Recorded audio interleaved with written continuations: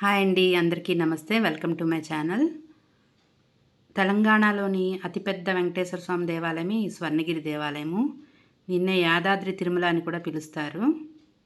ఇది హైదరాబాద్ నుంచి వరంగల్కి వెళ్ళే రూట్లో భువనగిరికి ముందే ఈ టెంపుల్ ఉంటుందండి.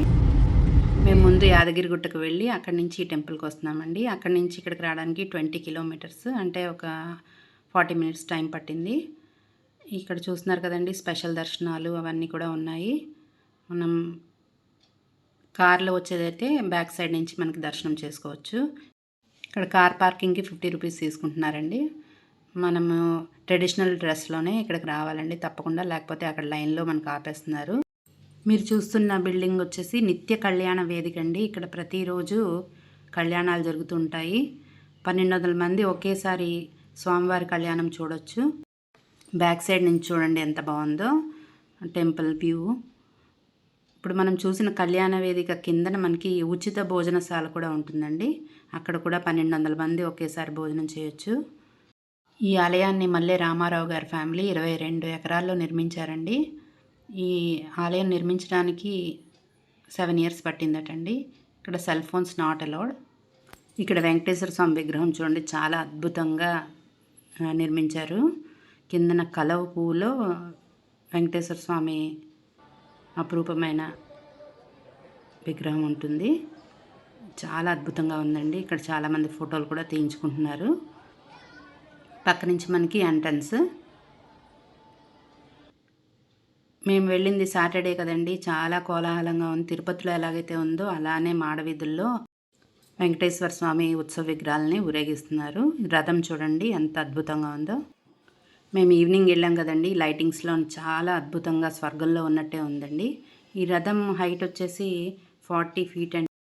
ఇక్కడ రైట్ సైడ్లో 127 అడుగుల ఆంజనేయ స్వామి మండపం ఉంటుందండి. ఇక్కడ ఆంజనేయ స్వామి 30 అడుగుల విగ్రహం ఉంటుంది. హంపీలోని రథం ఆకారంలో ఉంటుంది చూడండి హనుమంతుడి మండపము. చాలా అద్భుతంగా ఉందండి. ఇక్కడ ఆంజనేయ స్వామిని చిన్నపిల్లలు సంతోషంగా ఉన్నప్పుడు పోజ్ ఎలా పెడతారో ఆ పోజ్లో మనకి దర్శనమిస్తారు. తూర్పు గోపురానికి పక్కనే మనకి వినాయకుడి కోవిల్ కూడా ఉంటుందండి. తర్వాత లక్ష్మీ నరసింహస్వామి ఆలయము, అలాగే చూడండి ఫౌంటైన్ లోపల కృష్ణుడు, పక్కనే భూవరాహ నరసింహస్వామి ఆలయం కూడా ఉందండి.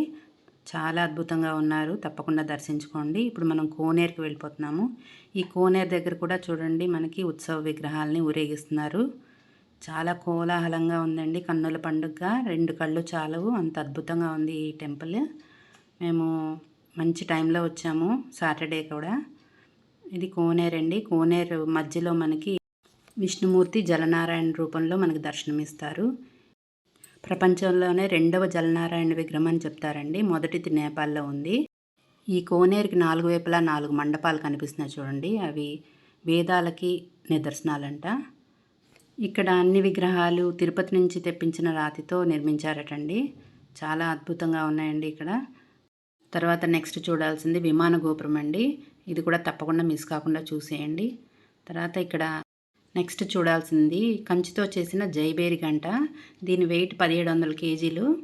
ఒక్కసారి మనం దీన్ని మోగిస్తే 2 నిమిషాల పాటు వైబ్రేషన్ వినిపిస్తుందంట. ఇండియాలోనే 2వ అతిపెద్ద గంట అండి. మొదటిది అయోధ్యలో ఉంది. చూడండి లైటింగ్స్లో ఎంత బాగుందో.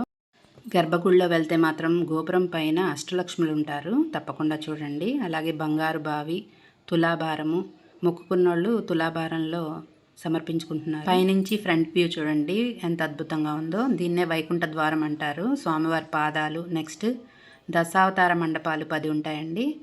108 మెట్లు ఉంటాయి. ఈ మెట్లు ఎక్కలేని వాళ్ళు వెనక నుంచి రావచ్చు. ఒక్కొక్క మండపంలో విష్ణుమూర్తి అవతారాలు కనిపిస్తాయి. అన్నీ దర్శించుకొని రావచ్చు. Thank you for watching.